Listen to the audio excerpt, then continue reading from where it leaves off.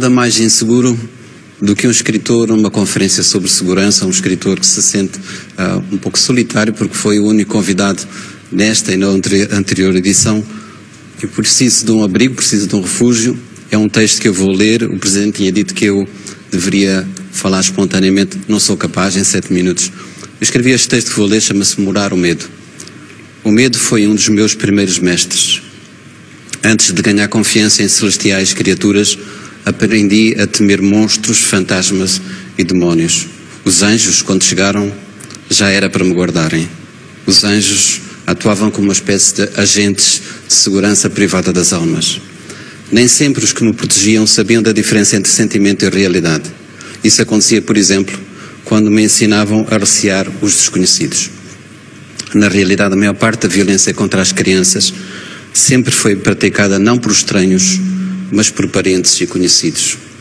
Os fantasmas que serviam na minha infância reproduziam esse velho engano de que estamos mais seguros em ambiente que reconhecemos. Os meus anjos da guarda tinham a ingenuidade de acreditar que eu estaria mais protegido apenas por não me aventurar para além da fronteira da minha língua, da minha cultura e do meu território. O medo foi, afinal, o mestre que mais me fez desaprender. Quando deixei a minha casa natal, uma invisível mão roubava-me a coragem de viver e a audácia de ser eu mesmo. No horizonte vislumbravam-se mais muros do que estradas. Nessa altura, algo me sugeria o seguinte: que há neste mundo mais medo de coisas más do que coisas más propriamente ditas. No Moçambique colonial em que nasci e cresci, a narrativa do medo tinha um invejável casting internacional. Os chineses que comiam crianças, os chamados terroristas que lutavam pela independência e um ateu barbudo com o nome alemão. Esses fantasmas tiveram o fim de todos os fantasmas, morreram quando morreu o medo.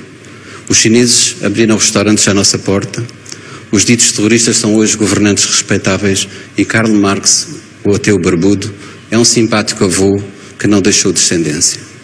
O preço dessa construção de terror foi, no entanto, trágico para o continente africano.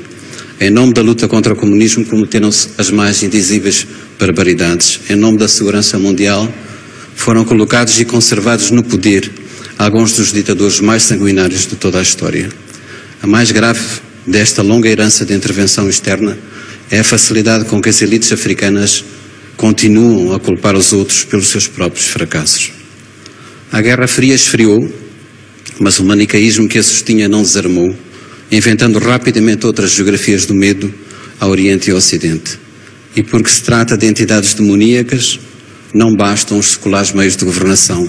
Precisamos de intervenção com legitimidade divina.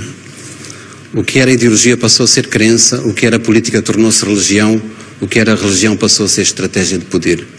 Para fabricar armas é preciso fabricar inimigos. Para produzir inimigos é imperioso sustentar fantasmas.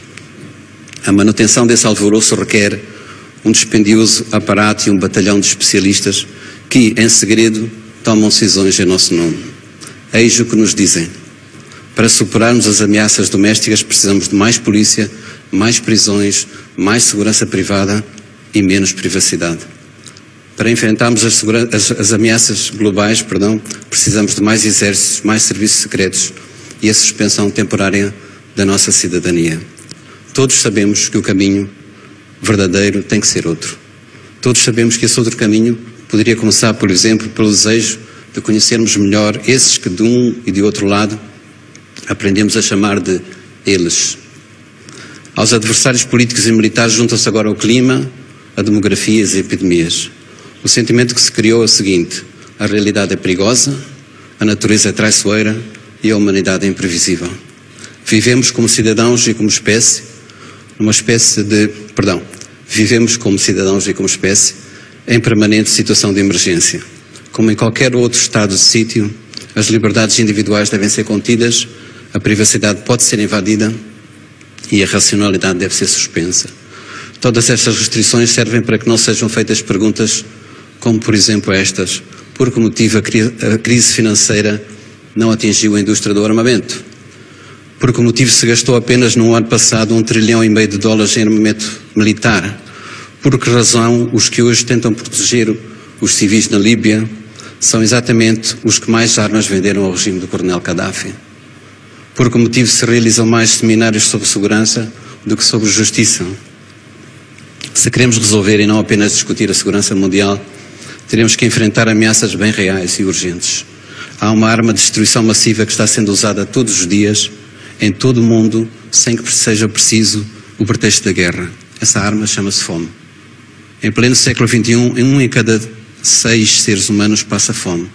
O custo para superar a fome mundial seria uma fração muito pequena do que se gasta em armamento. A fome será, sem dúvida, a maior causa de insegurança do nosso tempo.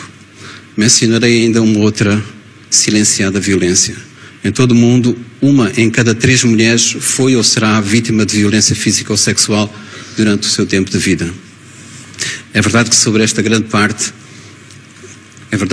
grande parte do nosso planeta pesa uma condenação antecipada pelo facto simples de serem mulheres. A nossa indignação, porém, é bem menor que o medo. Sem darmos conta, fomos convertidos em soldados de um exército sem nome e como militares sem farda deixamos de questionar. Deixamos de fazer perguntas e discutir razões. As questões de ética são esquecidas porque está provada a barbaridade dos outros. É porque estamos em guerra, não temos que fazer prova de coerência, nem de ética, nem de legalidade. É sintomático que a única construção humana que pode ser vista do espaço seja uma muralha. A Grande Muralha foi erguida para proteger a China das guerras e das invasões. A muralha não evitou conflitos nem parou os invasores. Possivelmente morreram mais chineses construindo a muralha do que vítimas das invasões que realmente aconteceram. Diz-se que alguns dos trabalhadores que morreram foram emparadados na sua própria construção. Esses corpos convertidos em muro e pedra são uma metáfora de quanto o medo nos pode aprisionar. Há muros que separam nações, há muros que dividem pobres e ricos, mas não há hoje no mundo um muro que separa os que têm medo dos que não têm medo. Sob as mesmas nuvens cinzentas vivemos todos nós, do Sul e do Norte, do Ocidente e do Oriente. Citarei Eduardo Galeano acerca disto, que é o medo global, e diz ele: os que trabalham têm medo de perder o trabalho, os que não trabalham têm medo de nunca encontrar trabalho. Quando não têm medo da fome, têm medo da comida. Os civis têm medo dos militares, os militares têm medo da falta de armas e as armas têm medo da falta de guerras. E, se calhar, acrescento agora eu, há quem tenha medo que o medo acabe. Muito obrigado.